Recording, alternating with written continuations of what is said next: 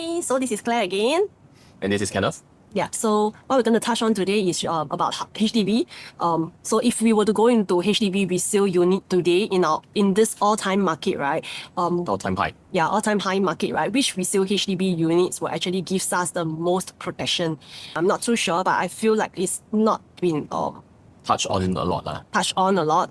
I think it's also quite no-brainer again that HDB resale, what is there to look into? But if I like the unit, I go into the unit, then I just buy law, correct? So what do you mean by most protection?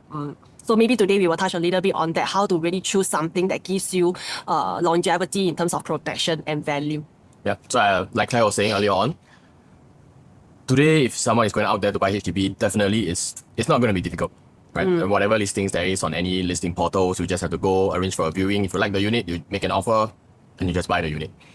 But to us, we feel that there are actually units that offer you a lot more protection in terms of retaining the flat value and potentially also seeing gains in the flats. So when the market actually moves, there are certain types of HDB that actually gives you better appreciation compared to others. Yeah, so for us, we have a couple of strategies in place, how we actually help our HDB buyers to select the correct and the right HDB unit in today's market. So strategy number one, we want to look into the HDB policies. What are the HDB policy as of today's market and how we can turn the HDB policies into your favor? Yeah. So I'm not sure whether or not all of you are aware about this standard, plus and prime flats. So recent years, HDB actually implemented this policy of standard, plus and primes, moving away from the matured and non-matured towns. The first very obvious one between prime and plus is that they both have got a 10 years MOP period. Yeah. Compared to the standards where it's only the usual 5-year MOP. This policy only came in place somewhere in 2023. So a little bit of a backstory was that HDB BTO last time was always categorized into mature estate and non-mature estates. But then this category become very grey because like some people will be thinking, hey, how come Lands is already so mature already, but if somehow falls under the non-mature. Hougang as well. Yeah, the government players, they decided to relook in and then categorize it into this standard, plus and prime. So that first thing is they also want to curb a little bit of in terms of the speculation that people have on subsidized flats. People are saying that it's like a windfall if I get something like a Duxton in Tanjong Pagar, or if I get a HDB flat in Boon Keng, for example, very central areas with very good transport nodes. Yeah, so this is when in 2023, that is when HDB come up with such rules and regulation to, today you want to buy a good flat that is of a decent locality, very convenient and all. They want to put like the minimum MOP of 10 years. They want to make sure that you are staying there for the long term, not for like the 5-year short to mid term. Yeah. So today we are sharing this policy about the standard, plus and prime and how we are actually able to leverage on this policy to actually gain, I would say, an unfair advantage over other flats. Yep. So assuming we are able to get a flat which is right beside or near the prime and plus estates, can I say that within the next 10 to actually 13 years, because there's a 3 years building period, you will not be faced with new competition because these prime and plus estates, they would actually have to fulfill the 10 years MOP. So within this time frame, you will not be faced with new competition and likely your price would be a little bit more protected because there are no new supply coming into the market. Yeah, basically, today if I were to bring you to buy something, we buy something that is beside the prime and plus location. Because prime and plus owners, they won't be able to sell for the next 10 to 14 years. That's what we are trying to say here. Yeah. Yeah. So the next thing we want to touch on after the 10 years MOP is this subsidy clawback. So this subsidy clawback, the owners are actually subjected to a certain percentage depending on which estate you choose. Over here, the example we have given is 14%. The latest one is under the Pearl Hill BTO project. I think it can go up to as high as 20%. That is what the analysts are saying. So with this policy in place, this would actually mean that, for example, today I'm buying a 4-room flat at these prime or plus locations at, let's say, 600,000. After waiting for finally 10 to 13 years later, I finally can sell already as an owner. If I were to sell at 1 million, the subsidy clawback of 20% would mean that I would have to pay a 200,000 tax, which would effectively mean that my profits or my gains is actually just 200,000. So as an owner, after waiting for like 10 to 13 years later, would you think that they would just sell at 1 million if they would have to be faced with a 20% subsidy clawback? Likely not. I would think they want to sell higher, right? Because after all, they've been staying there for like the 10 to 13 years already. Naturally, right now there is already $1 million flats. I think by then, 10 to 14 years later, owners, it's very normal for them to even want to look at 1.3 or 1.4 million if they have such a good location. So I think that's why it makes it even more logical that if we were today were to go into buying somewhere that is beside the Prime Plus, are we buying high or are we buying low? Because to us today it seems high, but if you were to think about it 10 to 14 years later, we are actually significantly lower. So this is actually what we recently shared with a client. So the client was asking us whether or not a 4-room flat at 900,000 is it too expensive or not?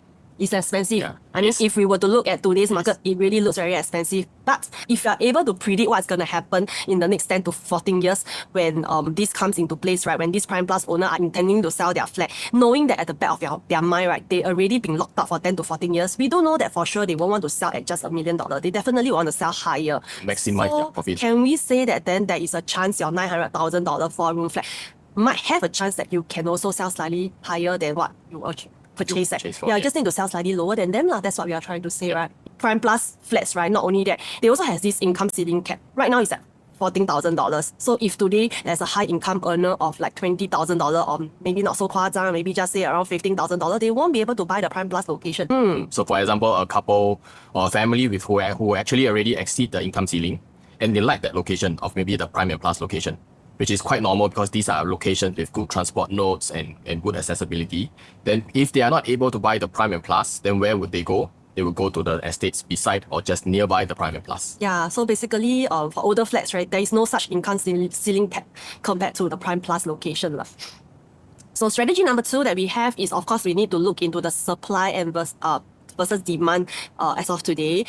There is this news article that says that, there's this new cooling measure basically that for private owners who actually offloaded their private property, if they were to come back to HDB, right, there is actually this cooling measure of a 15-month wait out period before they can go into purchasing another HDB.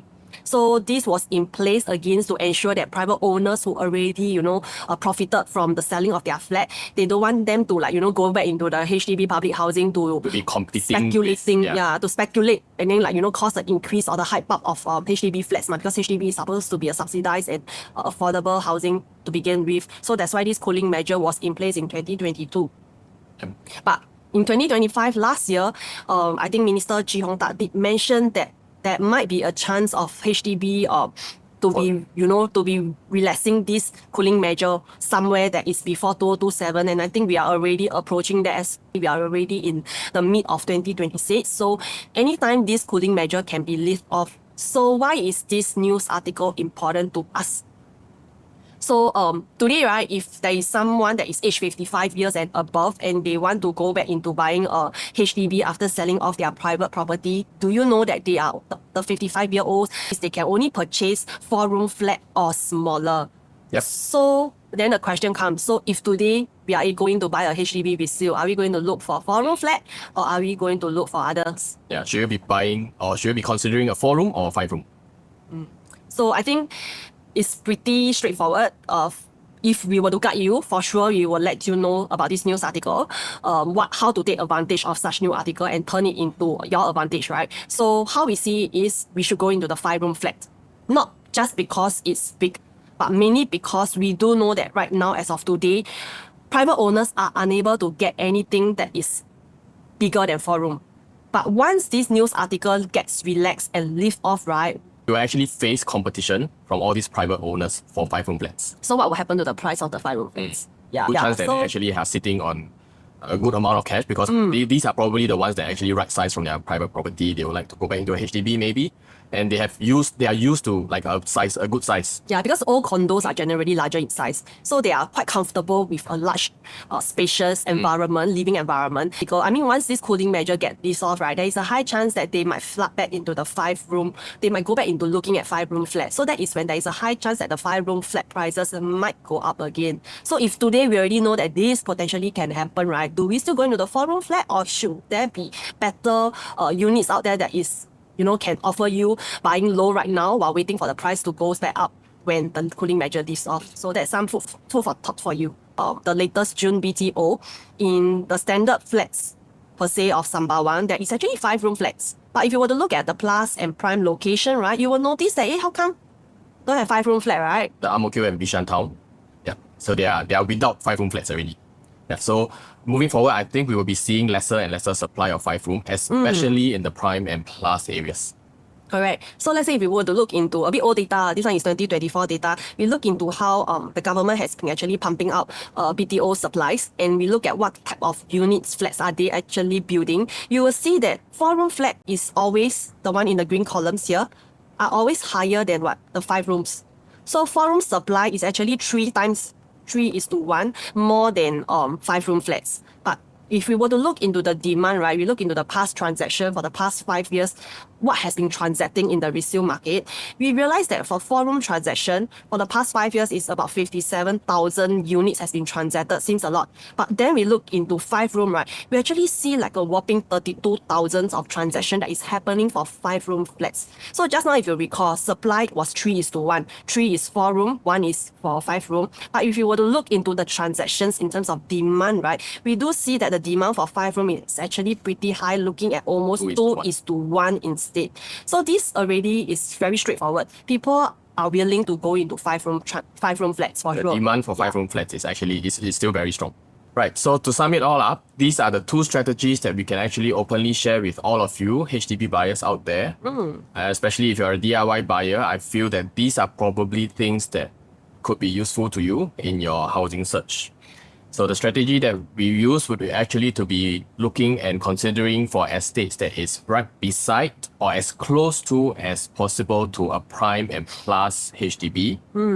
And the second one would be actually, if affordability allows, to actually consider a 5-room flat.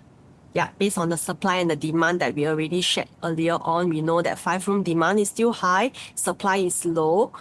So this is something that you should consider, because how we see things is in the next 10 to 15 years, there are still buyers out there that would want to have a larger space and convenience lah.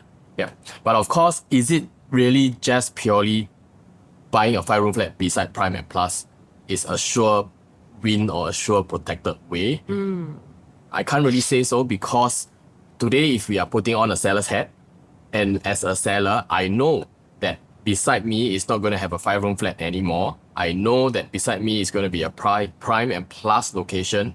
Will I be also trying to maximize my profits and to try and list as high as possible a price? Yeah, I think if I'm the owner of the unit beside the prime plus location, I wouldn't myself want to, sell cheap as well.